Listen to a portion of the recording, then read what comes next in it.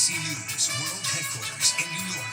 This is World News Tonight with David Muir. Good evening. It's great to have you with us here on a very busy Thursday night. The air quality alerts for millions of Americans right now from the Midwest to the Northeast at this hour.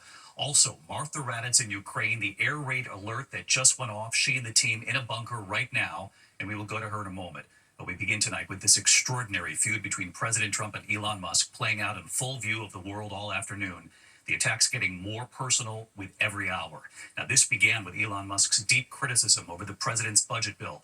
Musk urging his more than 200 million followers to help kill the bill. President Trump responding in the Oval Office to this today. But look at this image. This was just 5 days ago that Trump gave Musk these so-called keys to the White House as Musk left his job as a special government employee. Now Musk blasting the president's budget bill as a disgusting abomination, pointing to what it could do to the national debt. Well, today, President Trump saying he is disappointed in Musk. Trump on social media saying Elon was wearing thin, and I asked him to leave. Tonight, Elon Musk claiming, quote, without me, Trump would have lost the election. And then the deeply personal claim late today from Musk saying that President Trump is, quote, in the Epstein files, that this is the real reason they have not been made public, quote. Tonight, this back and forth battle rages on. Mary Bruce leading us off from the White House. Tonight, the stunning collapse of an alliance between the President of the United States and the world's richest man, their relationship exploding in front of the world. In the Oval Office, President Trump for the first time addressing Elon Musk, who's been taking aim at Trump's budget bill, saying, kill the bill. Elon and I had a great relationship. I don't know if we will anymore. For days, Musk has railed against the president's bill, calling it a disgusting abomination that would add $2.5 trillion to the national debt. Today, Trump accusing Musk of being out for himself, angry that the bill cuts the electric vehicle tax credits that benefit Tesla owners. I'm very disappointed because Elon knew the inner workings of this bill better than almost anybody sitting here, better than you people. He knew everything about it. He had no problem with it. All of a sudden, he had a problem. And he only developed the problem when he found out that we're going to have to cut the EV mandate. Musk left the administration just 5 days ago. He had a black eye. Trump revealing today he offered Musk makeup. You saw a man who was very happy when he stood behind the Oval desk. And even with the black eye, I said, do you want a little makeup? We'll get you a little makeup. But he said, no, I don't think so, which is interesting. And very nice. He wants to be who he is. Musk spent more than $288 million to help elect Trump. The president says he could have won without him. I think I would have won. Susie would say I would have won Pennsylvania easily anyway. Musk watching today, furious, posting, quote, without me, Trump would have lost the election. The president gave Musk extraordinary power, allowing him to eliminate entire federal agencies and to fire tens of thousands of workers. But tonight, Trump portraying Musk as another disgruntled former employee. They leave, and they wake up in the morning, and the glamour's gone, the whole world is different, and they become hostile.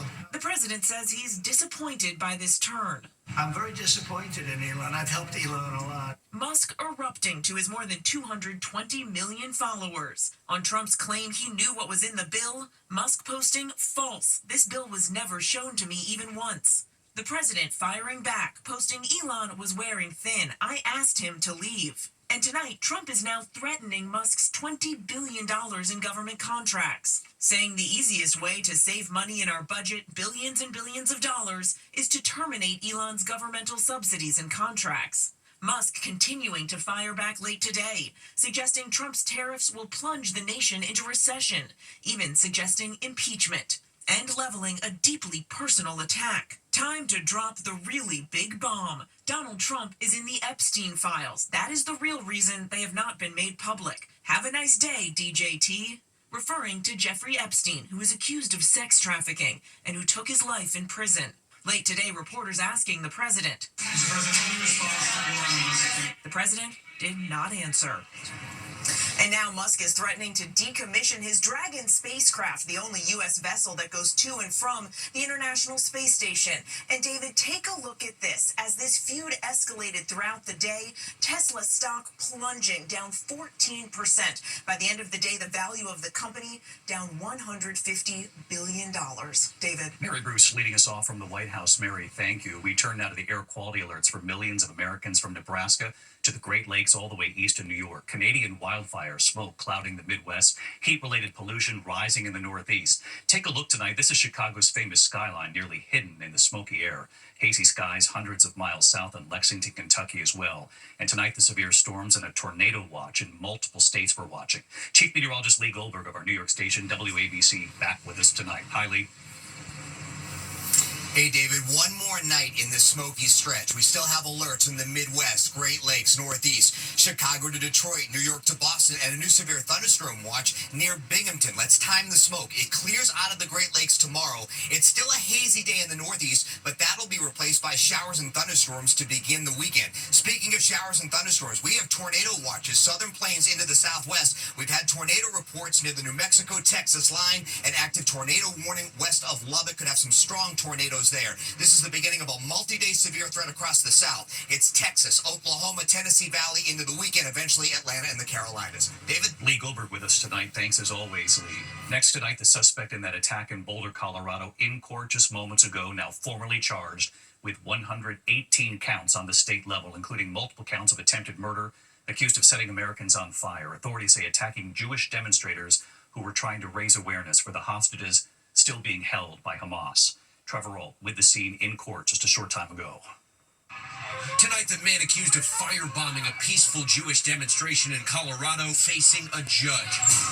Mohammed Sabri Soliman, behind glass in an orange jumpsuit and handcuffs, not speaking, only nodding to the judge's questions. He's now formally charged with 118 crimes, including 28 counts of attempted murder. The charges reflect the evidence that we have regarding this horrific attack that took place and the seriousness of it. Officials say Soliman planned the attack for more than a year, claiming he tossed 2 Molotov cocktails into a crowd, injuring 15 people. Soliman is an Egyptian national accused of overstaying his tourist visa. His wife and 5 children all now in ICE custody. A federal judge temporarily blocking efforts to deport the entire family until they get a hearing next week. And David Soliman did not enter a plea today. He is due back in court next month. David, Trevor Roll tonight. Trevor, thank you. There's breaking news right now out of Ukraine. Martha Raddatz and our team in a bunker right now. Air raid alerts going off as we came on tonight. All of this after Ukraine's drone attack deep inside Russia. And then the moment inside the Oval Office today, President Trump, who campaigned promising he would end the war in Ukraine on day one, today saying, quote, sometimes you're better off letting them fight for a while. Martha Raddatz reporting in from Kyiv amid these air raid alerts going off moments ago. David, we just heard an air raid alert, an urgent alert telling us to come down to the shelter. That's where we are now with many others from our hotel. The air raid defenses are said to be working in Kyiv, but explosions have been heard, but we are safe down here. Tonight, a ferocious Russian assault following Ukraine's coordinated drone strikes deep inside Russia. Russia now blasting residential high-rises in Ukraine's second-largest city of Kharkiv and destroying this government building in Kherson. The barrage leaving more than 40 people dead or wounded across Ukraine. And Ukraine is now bracing for even more, what could be a much larger Russian attack at any moment. A response to that stunning Ukrainian drone operation, drones lifting out of containers atop trucks and flying to their targets, destroying at least 10 Russian warplanes, including nuclear-capable bombers worth billions. And in a remarkable scene in the Oval Office today, President Trump, after campaigning he could end the war in Ukraine on day one, suggesting it might be better to let both sides fight for a while, even though it was Russia which invaded Ukraine. Sometimes you see 2 young children fighting like crazy. They hate each other and they're fighting in a park. And you try and pull them apart. They don't want to be pulled. Sometimes you're better off letting them fight for a while and then pulling them apart.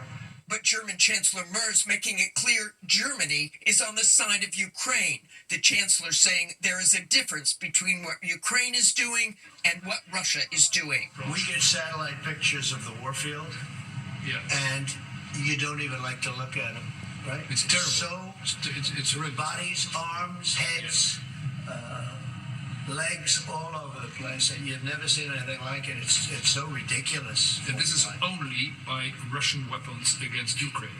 This had never happened with Ukraine weapons against Russia. Never. Ukraine is only targeting military targets, not civilians, not private, not energy infrastructure. So this is the difference, and that's the reason why we are trying to do more on Russia, how to stop this war. And David, given what Donald Trump said today, given the missiles flying around Ukraine tonight, peace seems a long way away. David? All right, Martha, we're glad you and the crew are down at that bunker tonight. Martha Raddatz, thank you. Back here in the U.S. into a new and damning report tonight after that harrowing flight, the American Airlines flight, that engine that was engulfed in flames. You saw the images here, passengers using emergency slides to escape the plane. Well, tonight the NTSB is out with a new report, now pointing to human error. Gio Benitez on what they're now saying. It was a terrifying engine fire that sent passengers down slides and running from the smoke. Now tonight, the NTSB focusing on human error. American Airlines Flight 1006 took off from Colorado Springs en route to Dallas in March with 178 on board. The crew reporting engine trouble. The plane diverted to Denver and landed safely, but while it was taxiing, the right engine caught fire. Smoke filling the 737 cabin, passengers going down one of the plane's slides, some seen standing helplessly on the wing because the other slide malfunctioned. At least a dozen were hurt.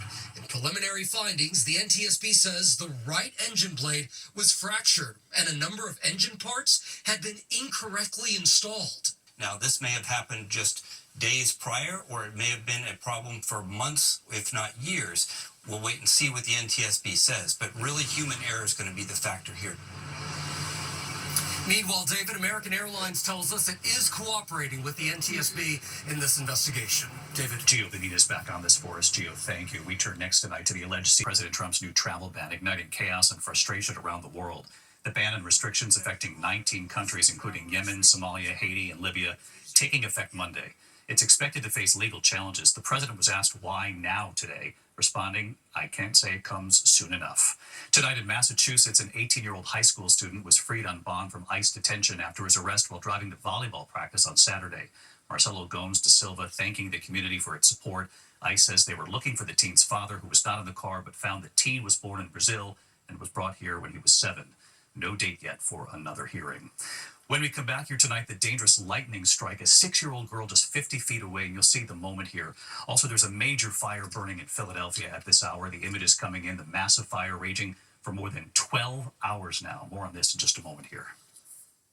In Philadelphia tonight, they are still on the scene after a massive fire at a bus depot. It burned for more than 12 hours. They're monitoring air quality at this hour. At least 40 buses up in flames, including 15 electric buses. When we come to the index of other news, a frightening lightning strike dangerously close to a 6-year-old girl in Huntington Beach, California. Her family says they were recording the storm when you see the lightning hit a tree about 50 feet behind her. The whole family jumped. That's understandable. Everyone running inside, they were safe. NFL quarterback Aaron Rodgers reportedly has a new home tonight after 2 seasons with the Jets. Our partners at ESPN reporting he plans to sign with the Pittsburgh Steelers. Expected to fly there tomorrow. The Athletic tonight saying it's a 1-year deal.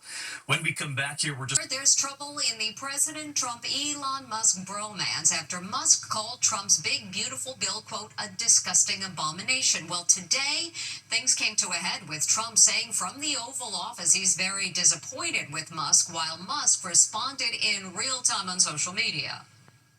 The bromance is definitely over. President Trump and Elon Musk erupted into a nasty public feud today.